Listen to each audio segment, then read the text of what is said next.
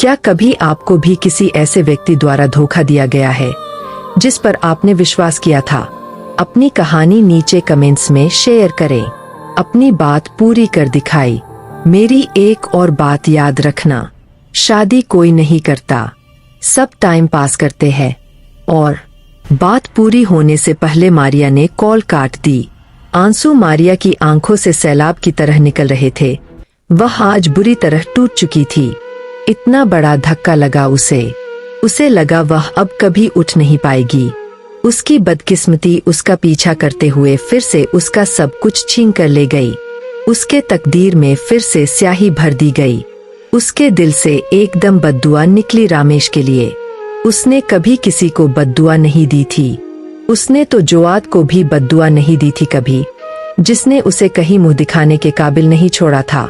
लोग कहते हैं कि प्यार में बद्दुआ नहीं दी जाती, लेकिन कैसे? जो शख्स आपका हाथ पकड़कर आपको सीढ़ी के 99 कदम चढ़ाए और हर कदम पर साथ जीने मरने की कस्में खाए, यह यकीन दिलाए कि जिंदगी में जितने रंग और खुशियां है, सबकी सब हमारी बदौलत है। खैर, वह आपको इतना खास बना दे कि आप अपनी उससे भी प्यार करने लगे। फिर वही शख्स 99 कदम चढ़ाने के बाद खुद मंजिल पर पैर रखकर आपका हाथ छोड़कर आपको धक्का दे दे, तो ऐसी सूरत में इतनी लंबी ऊंचाई से गिरा इंसान गिराने वाले को कैसे माफ कर सकता है भला? मारिया ने रोते हुए दिल खोलकर रामेश को बद्दुआएं दी और फिर उठी और रामेश के दिए हुए सारे गिफ्ट्स, शॉपिंग और अपने जेवर के कपड़े और जूते उठाए और आंगन में रखकर आग लगा दी।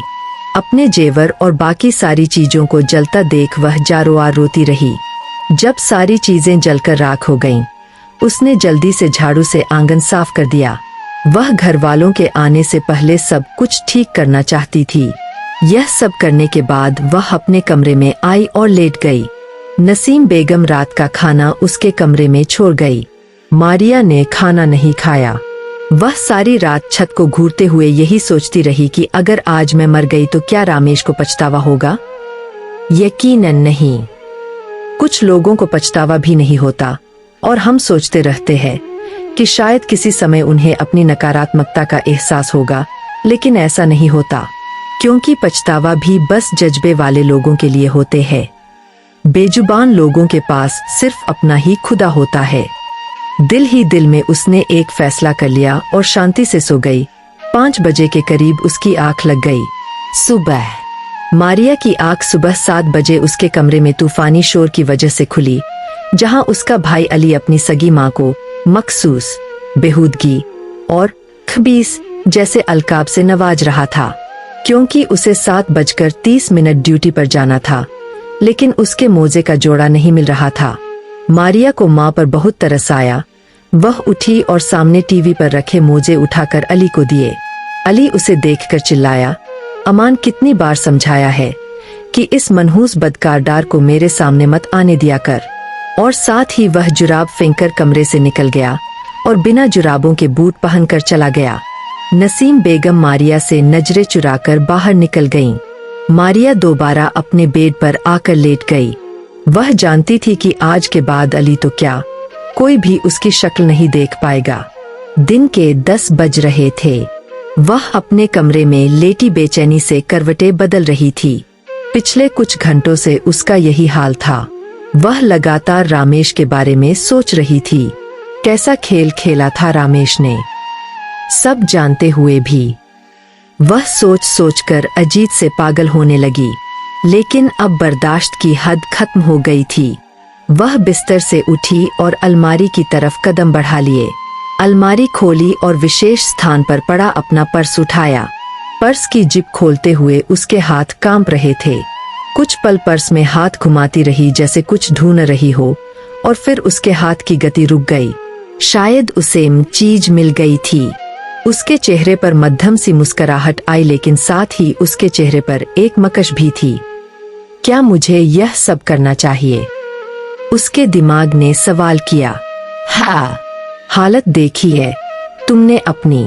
अगर तुमने आज यह नहीं किया तो उम्र भर पछतावे के अलावा कुछ हासिल नहीं होगा। अब उसका पूरा शरीर कांप रहा था। दिसंबर में भी उसके माथे पर पसीने के कतरे नजर आने लगे थे। उसने पर्स से नशे और गोलियों की डिब्बी निकाली और आधी डिब्बी हथेली पर पलटी और मुंह में डाल ली। कुछ सोचने के बाद उसने पैकिया हुई गोलियां भी मुंह में डाल लीं। मारिया ने बिस्तर से उठकर अपने बेड के नीचे से चूहे मार दवा निकालकर मुंह में डाल ली और ऊपर से पानी पी लिया। अब 10 मिनट ही गुजरे थे कि उसकी आंखें बंद होने लगीं। उसके जहन में आवाजें चलने लगीं। मारिया घरवाले न माने तो अदालत में निकाह कर लेंगे। यह जोआद की आवाज थी। मारिया जोआद कमजोर था। मैं तुम्हारी दुनिया जन्नत बना दूंगा। का रामेश की आवाज थी। अरे बदकार डार है, यह मेरे सामने मत लाओ इसे। यह अली की आवाज थी। बस 3 दिन यह तावीज जलाना है, फिर मेरी बेटी की जिंदगी में खुशियां ही खुशियां। यह उसकी माँ की आवाज थी जो उसकी खुशी के लिए दर दर रलती रही जाली पीरों के पास। अदालत में निकाह मगरिब के बाद तावीज जलाना। दुनिया जन्नत बना दूंगा बचलन है यह। आवाजें गर्म होने लगीं। उसकी आंखें बंद हो गईं और उसका शरीर शांत हो गया। मारिया की आंखें बंद हो गईं और उसका शरीर शांत हो। एक दुल्हन सफेद पहाड़ की चोटी पर खड़ी है। दूर से आयत अल कुर्सी की आवाज आ रही है। वह नंगे पैर पहाड़ से उतरकर उस आवाज की ओर भागती है, लेकिन अचानक घुप अंधेरा छा जाता है और आवाज आना बंद हो जाती है। मारिया के मुंह से झाग निकलना शुरू हो जाता है। जहर पूरे शरीर में फैल चुका था और फिर उसकी आत्मा प्राण पखेरु बनकर उड़ गई और वह अपने से जा मिली। क्या आपको यह कहानी पसंद आई? कृपया कमेंट में बताएं। मारिया मेरी बचपन की दोस्त थी। 2 साल पहले उसका निधन हो गया था। अल्लाह पाक उसे जन्नत में आला मुकाम अता फरमाए, आमीन।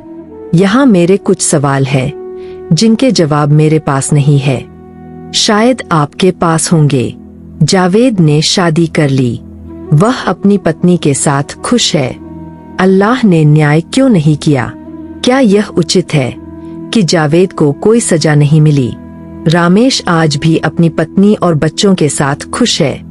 उसे अल्लाह ने कोई सजा क्यों नहीं दी? जावेद की खाला भी एक बेटी की माँ है। वहाँ भी न्याय होना चाहिए था ना? मारिया का भाई अली और जावेद एक जैसे थे। 7 साल बाद भी दोनों के दिल से मारिया के लिए नफरत नहीं गई। क्या अली को भी सजा मिलनी चाहिए थी? आखिरी सवाल, मारिया का गुनाह क्या था? क्या वह वास्तव में बुरा इंसान थी